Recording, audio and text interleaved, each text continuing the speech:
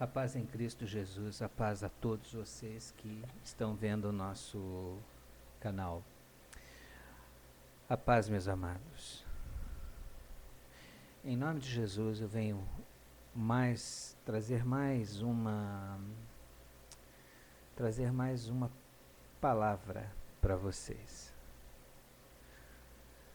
Nós estamos assim fazendo ultimamente alguns testes com o webcam e o canal o Stream, né? Que é uma indicação que me deram para fazer, né, mini culto ao vivo, né? Eu digo mini culto porque a gente não pode se estender muito tempo em um culto de horas, mas podemos orar, podemos louvar, podemos, enfim, adorar ao Senhor Jesus, a Deus nosso Pai, e podemos também, né, trazer algumas passagens da Bíblia para vocês meditarem, né? Quanto à explanação bíblica, eu digo assim, tem trechos que dá para explanar rapidamente, que as pessoas entendem, mas tem outros trechos que já são mais complicados, né? Demora-se um pouquinho mais. Então, vamos a ter mais a meditação do texto, uma breve explicação do que se pode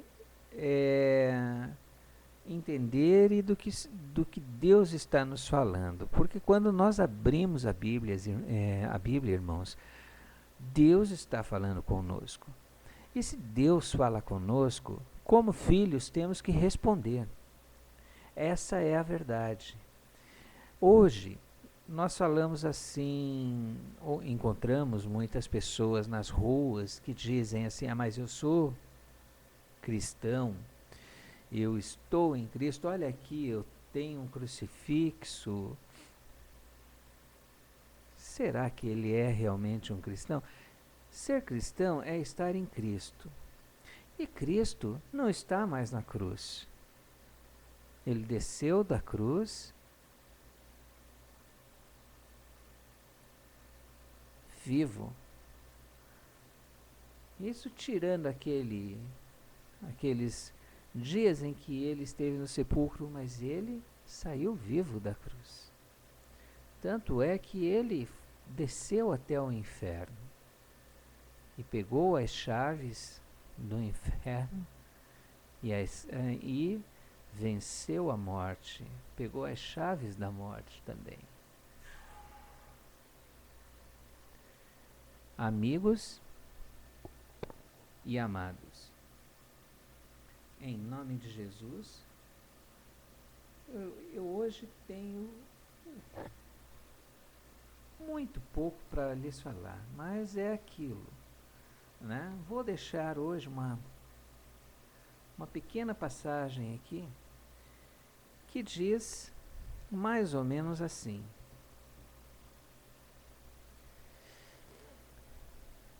E então voltou Jesus para a Galiléia no poder do Espírito, e a sua fama correu por toda circunvizinhança, e ensinava nas sinagogas deles, e por todos era louvado. Mas chegando a Nazaré, onde fora criado, entrou na sinagoga no dia do sábado, segundo o seu costume, e levantou-se para ler.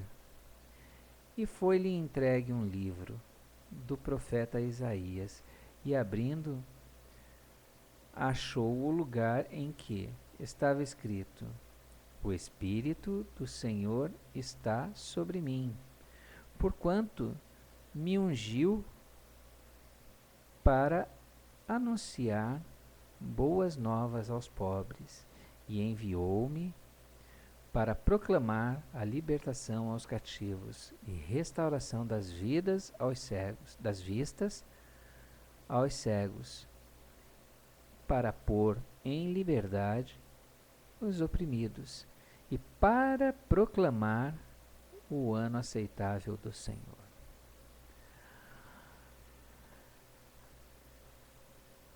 Eu quero crer que essa palavra não seja só para mim, mas seja para você também que está aí assistindo, que seja para você que está aí vendo, e crer num Jesus Cristo vivo, que por todo o tempo muitos falam, mas eu sou cristão. Se for ver dessa forma, a terra toda é cristã, até o ateu é cristão.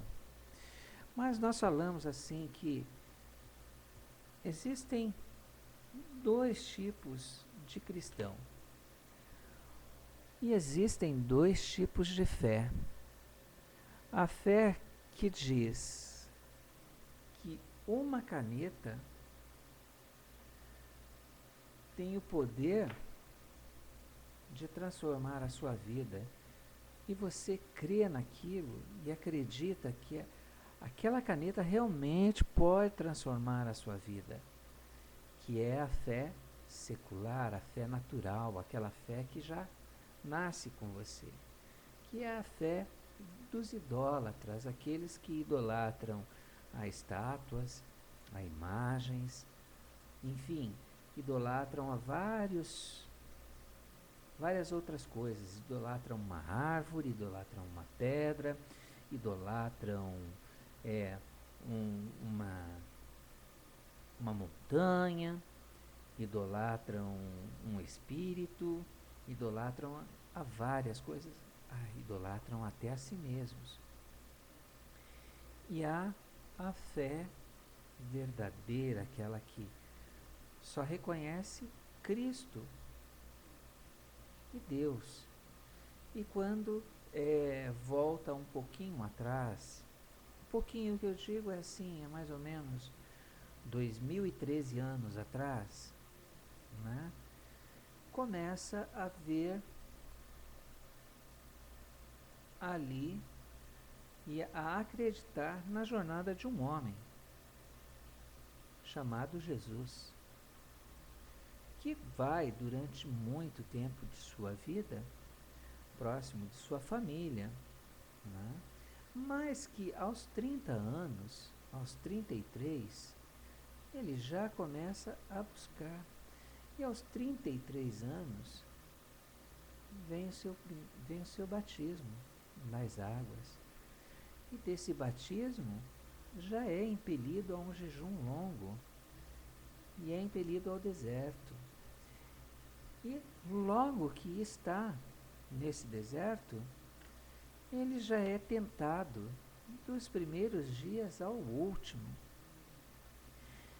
Essa fé é uma fé que é sobrenatural, porque nós cremos no invisível, nós cremos no que não é tangível, mas quando nós precisamos, o invisível, o intangível, aquilo que está diante de nós, mas nós não vemos, faz com que nossa fé mova essa montanha, faz com que nossa fé mova as mãos de Deus em nosso benefício, que é diferente da fé de muitos que se dizem evangélicos e vendem sabonetinho, e dão aliançazinhas, e dão raminhos de flores, e dão raminhos de trigo, e dão pãezinhos, e dão, enfim, uma série de outras coisas,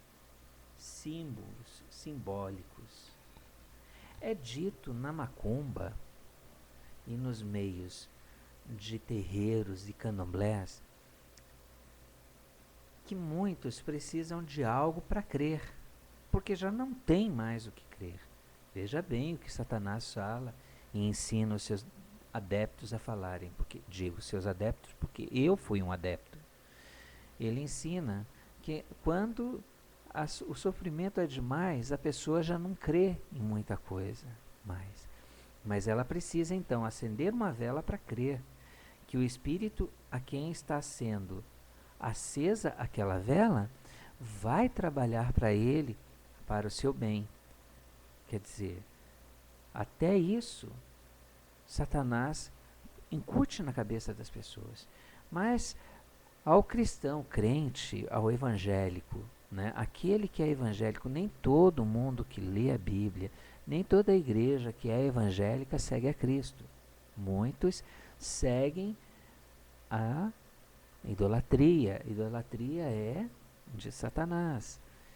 E então lhes é falado que aquilo seria, ou aquilo outro é bom. Então que acenda uma vela em frente a uma estátua, ou em frente a um pote, ou em frente a qualquer coisa, e ali coloque vinho, bebida, dinheiro, cigarro, seja lá o que for, porque a entidade está ali. Mas ninguém é capaz nessa hora de falar assim, não, eu creio em Deus. Porque quando eu acreditei que Jesus ia me salvar, que Deus ia me salvar, eu ajoelhei e orei. E quando eu fui à igreja, que ajoelhei e orei, depois eu olhei e fiquei pensando, quanto eles vão me cobrar? Veja a minha ignorância. Quanto eles vão me cobrar? E foi dito, nada seria cobrado. Por uma oração, por acolher, ninguém me cobrou nada. Mas a minha consciência me cobra de uma outra coisa. A minha consciência me cobra de que eu tenho que levar o Evangelho. Se tanto tempo eu levei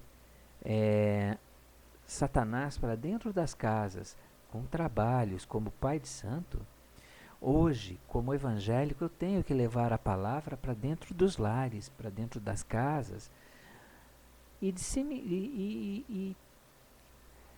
falar sobre o Evangelho, e plantar o Evangelho, e semear o Evangelho, e semear a colheita que virá futuramente.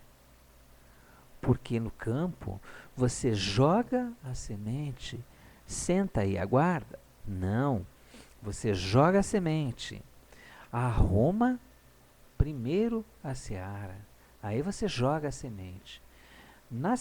Entre uma semente e outra, um caminho de semente e outro, há um espaço. Aquele espaço tem que ser limpo, que aquele espaço é onde fica o Espírito Santo em você.